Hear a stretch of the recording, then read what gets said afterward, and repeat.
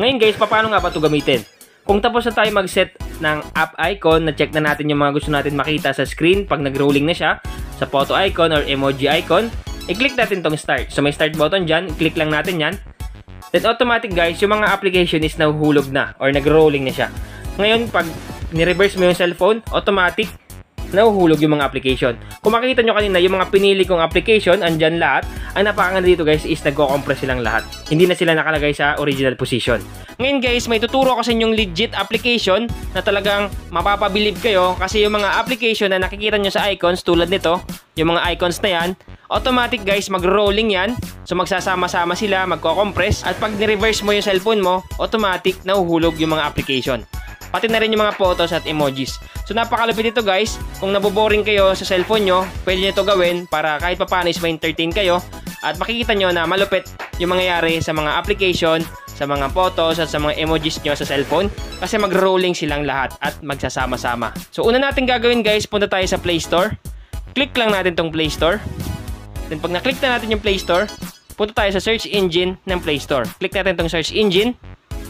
Then i-search natin yung rolling icons app and photo icons.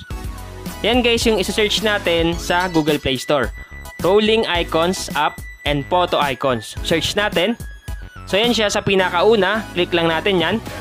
Ito guys yung hahanapin nyo sa Play Store. Rolling icons app and photo icons. Yung creator nyan guys ay Mandy G Funny. Yan yung hahanapin nyo. Guys, meron na siyang 10 million plus downloads. So, napakarami na yung download niya. Then, meron na din siyang 4.3 stars, 66k reviews.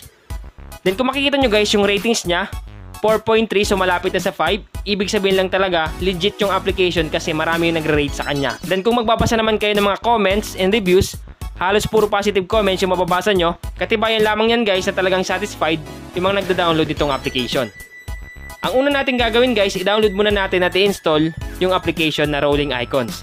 Then pag na-download na natin at na-install, huwag muna kayo mag-skip sa video kasi ipapaliwanag ko sa inyo step by step kung paano gagawin para ma-activate natin yung application para mag-rolling yung mga application, mga images or photos, and emojis.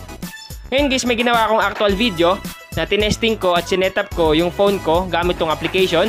So yan guys, ituturo ko sa inyo kung paano gamitin itong application na Rolling Icons. So pag sinabing Rolling Icons, lahat ng nakikita nyo ditong mga application na nakaayos ng mabuti is kaya natin yan i-rolling or tanggalin sa kanilang pwesto at pagsama-samahin. So guys, una natin gagawin, pag na-download na natin yung application, i-click lang natin. So click na din tong Rolling Icon. Then wait natin mag-open yung application. So pag open nyo ng application, ito yung makikita nyo. Andyan yung app icon, photo icon, emoji icon, wallpaper, icon clear, and setting. Ngayon guys, ipaliwanag ko muna isa-isa para mas maintindihan nyo. Dito sa app icon, pag click natin yan, wait natin mag-loading, so lalabas din yung mga application na naka-install sa inyong cellphone. So ngayon guys, para mas maganda tingnan sa screen yung rolling icons, dapat i-check natin yung mga application na gusto natin makita. Pero mas maganda guys, mas madami. Kasi pag mas madami yung naka-check dyan, mas madami yung makikita yung application na magro-rolling sa screen ng phone nyo. Ngayon guys, may mga naka-check na dyan. Kung gusto nyo yan lang, okay lang. Pero kung gusto nyo dagdagan, katulad nito, check lang natin. Then, itong files. Kung ano yung gusto nyo guys i-check, okay lang. Para mas marami. Then, pag okay na, back nyo lang. Sunod guys, dito naman tayo sa photo icon. Click natin itong photo icon.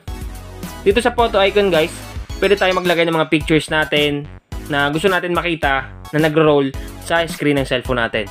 Pero ako, hindi na ako maglalagay ng photos kasi ang papangit ng picture ko guys. So, hindi ko na ilalagay. Pero kayo kung gusto nyo maglagay ng picture nyo na nagro-rolling sa screen, walang problema. Click nyo lang itong plus dito para mag-add ng picture at mapunta kayo sa gallery. So, back lang natin. Sunod guys, dito naman tayo sa emoji icon. Click natin yan. Kung gusto nyo guys yung mga emoji is makita sa screen na nagro-rolling, i-click nyo lang. So, click natin. So, click natin yan. So, yan guys, kunyari na-check ko na yan. Back lang natin. So guys, dito naman tayo sa wallpaper. Click natin tong wallpaper. So pwede nyo itong gawing wallpaper mismo. Tingnan nyo guys ha. Pag tinaob mo yan, automatic yung mga application sumasama. Nagsama-sama na. Wala na sa kanilang pwesto. So napakalupit tingnan. Kasi parang nahuhulog siya. At napakaganda tingnan kasi sama-sama sila. Ngayon guys, kung gusto mo yan maging wallpaper, set mo lang sa wallpaper. Nakalagay dyan, set wallpaper. Back lang natin. Sunod guys, dito naman tayo sa icon clear. Click lang natin to. Itong icon clear guys, game siya. So pwede tayo maglaro. Meron diyang level mode at endless mode. Pag click mo yung level mode, automatic may mga stages dyan or may mga level dyan na kailangan mo tapusin. So game siya guys na pwede mo laruin. Sunod guys, dito naman tayo sa setting. Click natin tong setting. Then dito mo guys, masiset up yung application. Una dito nakalagay, kung gusto mo siya maging launcher ng cellphone mo, i-on mo lang yung make it as launcher. Then sunod, sa icon size, pwede kayo pumili kung small, middle, or large. Sa akin, as of now, nakaset siya sa middle. Then dito sa select background image, naka-default siya. So pag click mo yung select background image, gusto mo kung anong background mo, ikaw magsiset. Pero sa akin, naka-default. Kung ano yung default background ko, yun na yung ginamit ko. Pero kayo kung gusto nyo palitan, walang problema. Click nyo lang yung select background image, then piliin nyo yung gusto nyo maging background. Sunod guys, enable float button. So naka-on yan para yung mga application is nagpo-float sa screen kahit nag-rolling sila. Then sunod, enable wallpaper touch. Naka-off lang dapat yan. So ngayon guys, paano nga ba ito gamitin? Kung tapos na tayo mag-set ng app icon, na-check na natin yung mga gusto natin makita sa screen pag nag-rolling na siya, sa photo icon or emoji icon, i-click natin tong start. So may start button dyan, i-click lang natin yan. Then automatic guys, yung mga application is nahuhulog na or nag-rolling na siya. Ngayon, pag ni-reverse mo yung cellphone, automatic nahuhulog yung mga application. Kung makikita nyo kanina, yung mga pinili kong application, andyan lahat. Then yung mga emoji na pinili din natin. So napakalupit guys, pwede mo siya paglaruan, okay? So yung mga application natin at mga emoji is pwede natin paglaruan. Pwede mo sila ihulog, so nahuhulog sila. Ang napakaganda dito guys is nagko-compress silang lahat. Hindi na sila nakalagay sa original position.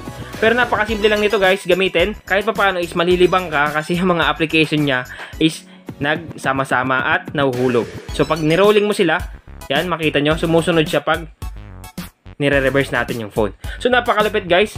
So ngayon guys, magtatanong kayo kung paano to i-back. Napakasimple lang guys. Click nyo lang yung back na button. Click natin. Pag na-click na natin yung back na button, lalabas yan. Click lang natin yung cancel. Then pag na-click na natin yung cancel, dito tayo mapupunta. So back ulit natin. Click natin yan ng 2 beses. 1, 2. Automatic, naka-exit na tayo dun sa application.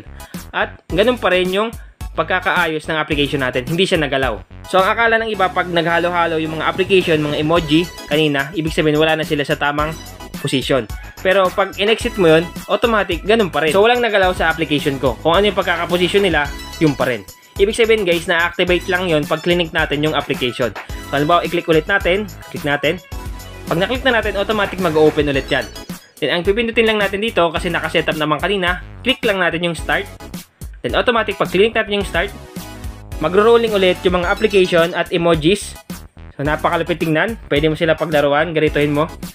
Sumusunod sila kung saan mo sila pinapaliktad. Okay? So napakalupit itong application guys, kaya try nyo i-download at mag-i-enjoy ka dito. Kasi bukod dito, may games siya nakasama. Pwede na kayo magpalipas ng oras. So sana guys, nakatulong tong vlog ko ngayon. Once again, Mindtech PH, thank you and God bless all. Sa mga hindi pa naka-follow sa ating bagong Facebook page, paki-follow na lang yung bagong Facebook page natin na Mindtech.